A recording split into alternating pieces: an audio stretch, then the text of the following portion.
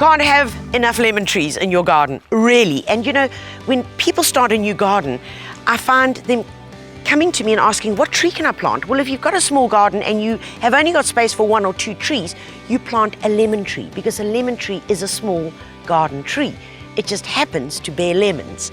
So the fact that we might want to plant an exotic or an indigenous tree that's not fruit bearing just doesn't make sense if you're limited with space.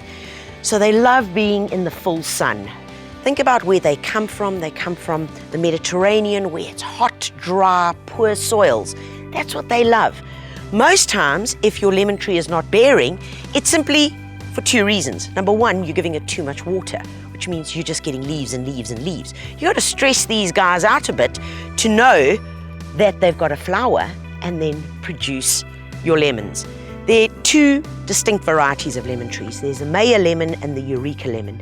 In my opinion, get hold of a Meyer lemon, because the Meyer lemon has the ability to produce fruit upon fruit.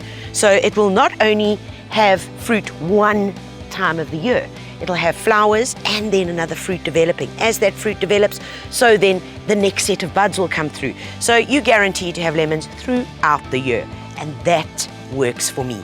All the lemons that you're going to find today at your local garden centre are grafted, which means that within 18 to 24 months, you're going to be able to pick lemons directly off your lemon tree. And they're all the smooth skin lemon.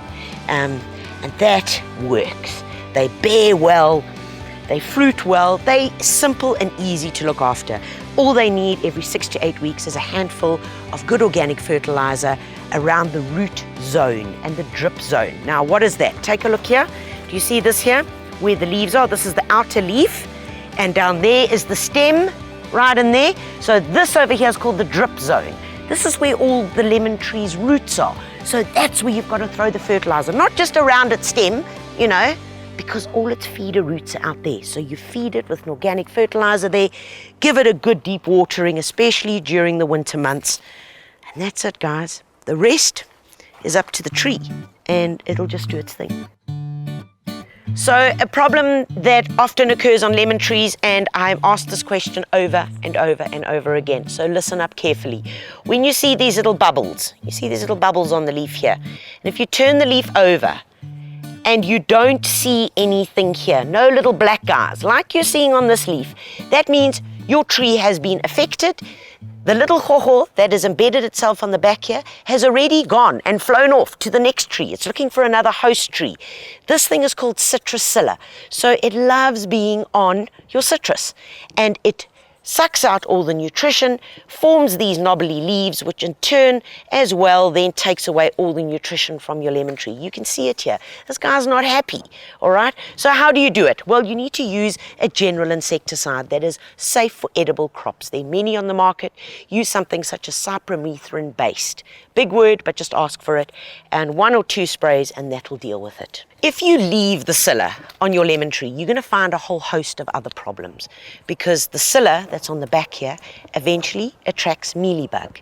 The mealybug is that white fluffy stuff, which then attracts ants. So then you have this whole little circus going on over here of all these hohos that are taking away the nutrition, the good valuable stuff from the leaves, which if you don't have good leaves, you're not going to get good lemons. And it's similar to a rose. If you don't have beautiful rose leaves, you're not going to get beautiful roses.